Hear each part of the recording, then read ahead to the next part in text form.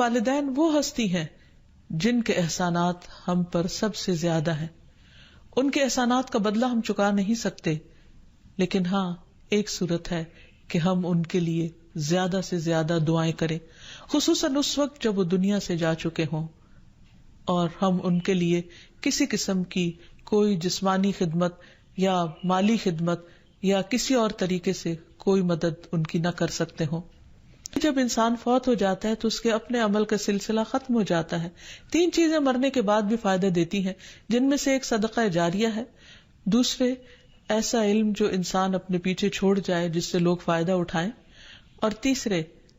ولد صالح یدعو لہ،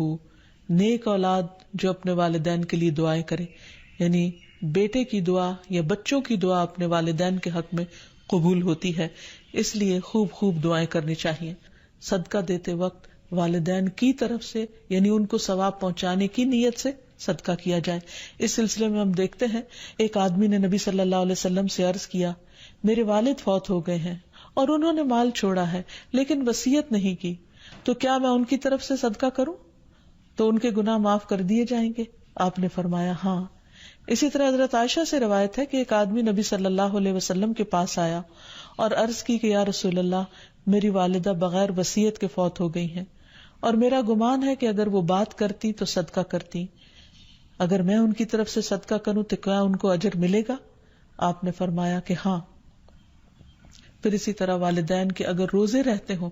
تو ان کے قضا روزے ادا کیے جا سکتے ہیں. اگر وہ حج نہ کر پائے ہوں تو ان کی طرف سے حج بدل کیا جا سکتا ہے، یہ ان کے لیے ایک بہت بڑا احسان ہوگا. پھر اسی طرح ان کی نظر پوری کی جا سکتی ہے کہ اگر انہوں نے زندگی میں کسی سے کوئی وعدہ کیا ہو اور وہ اسے پورا نہ کر سکے ہو، اللہ تعالیٰ کے لیے کوئی نظر مانی ہو اور اسے پورا نہ کر سکے ہو تو اس کو ادا کر دیا جائے. والدین کے لیے دعا کرنے سے پہلے اللہ سبحانہ وتعالیٰ کی حمد و ثنا بیان کیجیے، پھر نبی صلی اللہ علیہ وسلم پر درود بھیجیے اور پھر اپنے ماں باپ کے لیے دعائیں کیجیے، کیونکہ یہ اللہ تعالیٰ کا حکم بھی ہے. وَقُلْ رَبِّ ارْحَمْهُمَا كَمَا رَبَّيَانِي صَغِيرًا،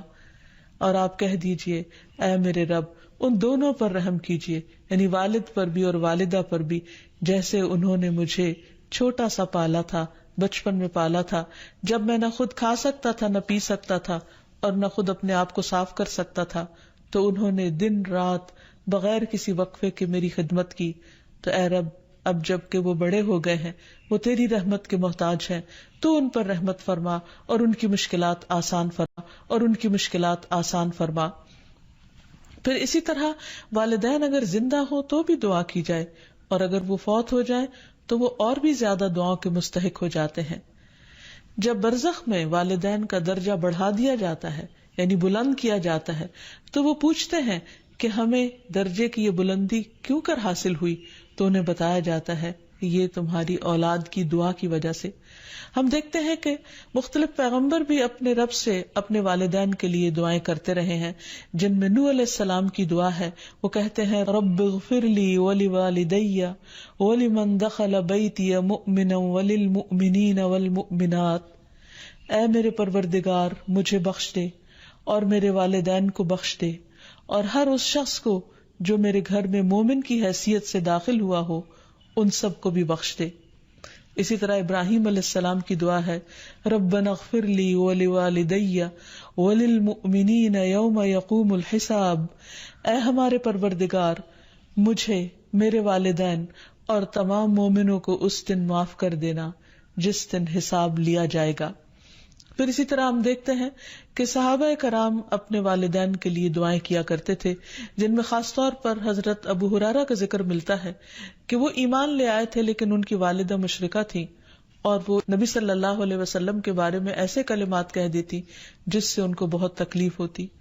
تو ایک مرتبہ اسی طرح کے کچھ کلمات سن کر وہ روتے ہوئے نبی صلی اللہ علیہ وسلم کے پاس آئے، کہنے لگے کہ یا رسول اللہ صلی اللہ علیہ وسلم آپ میری والدہ کی ہدایت کی دعا کیجیے. بہرحال آپ صلی اللہ علیہ وسلم نے ہاتھ اٹھا دیے، ان کے لیے دعا کی، اور جب حضرت ابو ہریرہ واپس گھر پہنچے تو ان کی والدہ اسلام قبول کر چکی تھی. حقیقت یہ ہے کہ والدین کے لیے خود بھی دعا کرنی چاہیے اور دوسروں سے بھی دعا کی درخواست کرنی چاہیے. حقیقت یہ ہے کہ ہم پر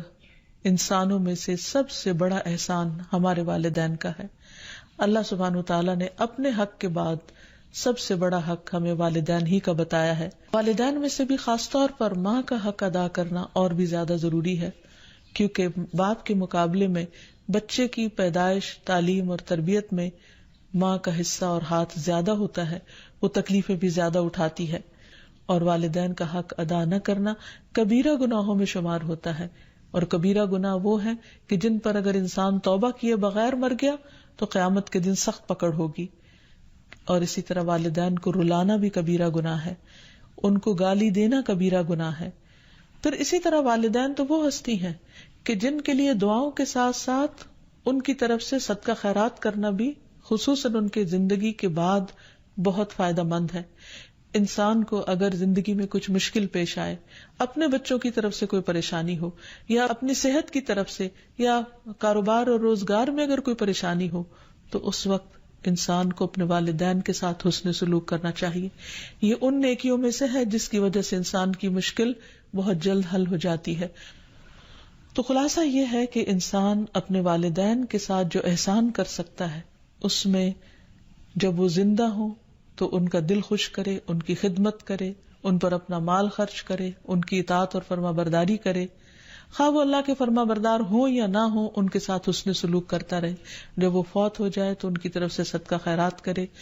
والدین کے دوستوں کے ساتھ حسن سلوک کرے،